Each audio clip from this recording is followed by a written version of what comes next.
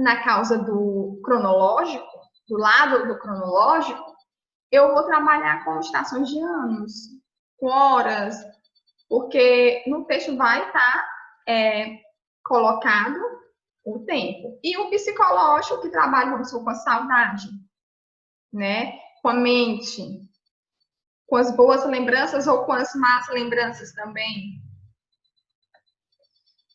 E esses elementos foi o que eu falei para vocês que são o fechamento, são os principais. Lógico que uma narrativa tem que possuir os que eu expliquei anteriormente, mas esse também é o foco dessa narrativa. Por exemplo, na situação inicial, início, é quando nós vamos adentrar na história. Vai ser o começo da história, vai ser quando é apresentado o personagem, o espaço, é quando você, digamos que vai conhecer, eu vou dizer assim, conhecer a história. Quando eu falo em estabelecimento de um conflito, surge uma situação a ser envolvida. Vamos supor, é um conflito, é algo que está acontecendo, é um acontecimento.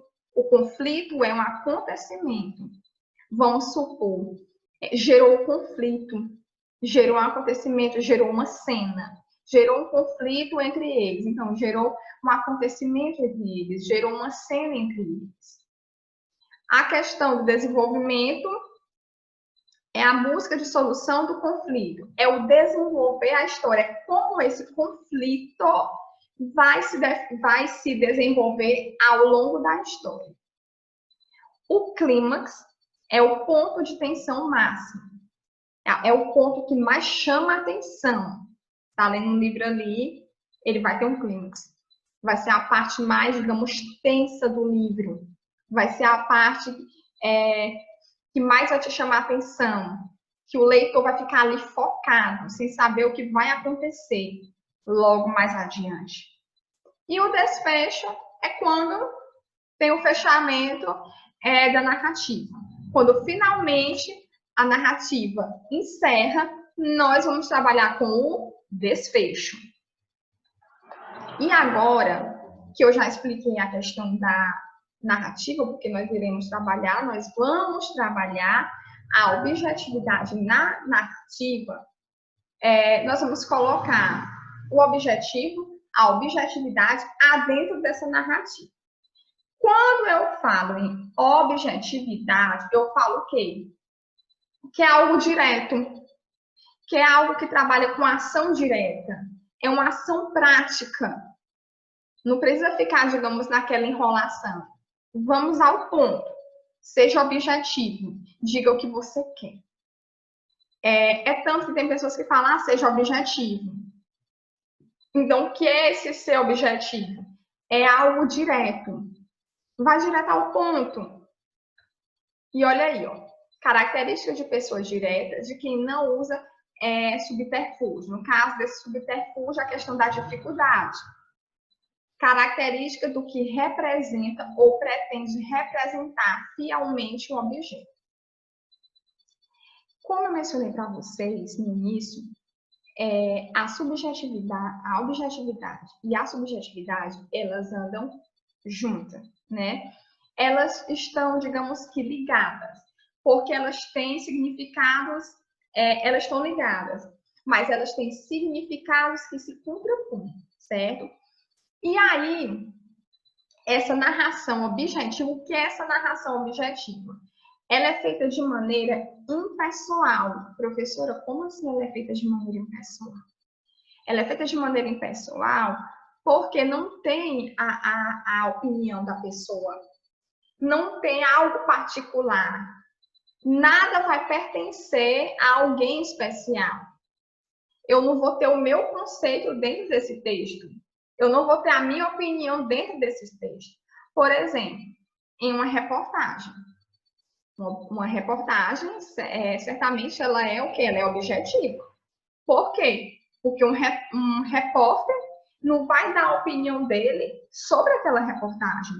Ele vai produzir a reportagem dele com o que ele tem reproduzir os pontos que ele tem que tocar, mas ele não vai dar a opinião dele, ele não vai dizer, eu acho que aconteceu aqui, é isso, isso e isso.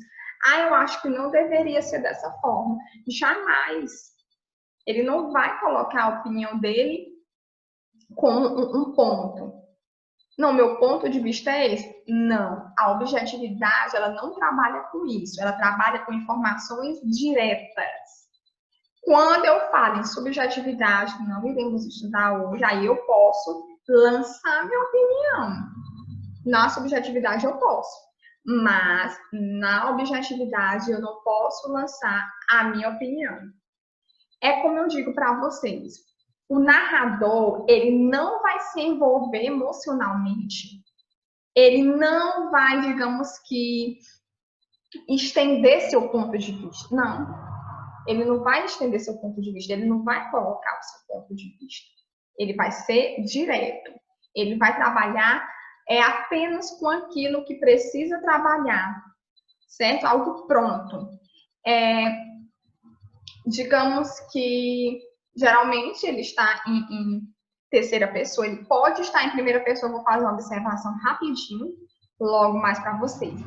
E aí, é como eu falei para vocês, ela é feita de maneira impessoal.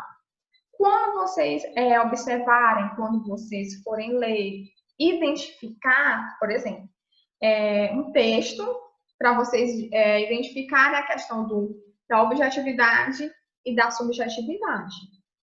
A objetividade não é algo meu. Eu não vou dar a minha opinião na questão da objetividade. É algo impessoal. Eu não posso levar para o pessoal. Eu não posso estender a minha opinião. Isso é objetivo, né? Eu não vou lançar o meu ponto de vista. É algo que é direto. É algo que é prático. Então, na objetividade, não mexemos com o nosso ponto de vista, não mexemos com o nosso argumento, com as nossas opiniões. Certo? A objetividade não trabalha com isso. Aqui é um exemplo de um texto objetivo. Vocês podem ver que aqui fala a questão sobre a Índia, os pobres da Índia. Que a Índia é o segundo país que mais cresce no mundo. A questão, vamos supor, da quantidade de indianos, como é a cultura da Índia. Isso é um texto objetivo. Agora, se fosse subjetivo, eu poderia dizer, eu acho que a Índia deveria melhorar tal e tal e tal. Mas a objetividade não trabalha com opinião, não trabalha com a questão do pessoal. O que trabalha com a questão do pessoal é a subjetividade. Um ponto que eu queria fazer uma observação para vocês era que vocês lessem o texto número 2 da página 163 e da página 164 do livro de vocês. O título do texto é Histórias de sobreviventes do tsunami no Japão. Nesse texto, o que vocês vão observar? Vocês vão observar que tem um parágrafo que inicia assim, ele também usa adjetivo. Nesse texto aqui, ele pode ser a questão da terceira pessoa, né? A objetividade, ela é direcionada geralmente em terceira pessoa, mas pode ser em primeira. A primeira é eu, que vai ser o quê? O subjetivo. Nessa aqui, ela vai trabalhar também como terceira pessoa, mas ela poderia trabalhar com primeira, no caso com o eu, que é um rapaz que ele está contando uma história. Aí vocês podem pensar, professora, mas está na primeira pessoa. Não.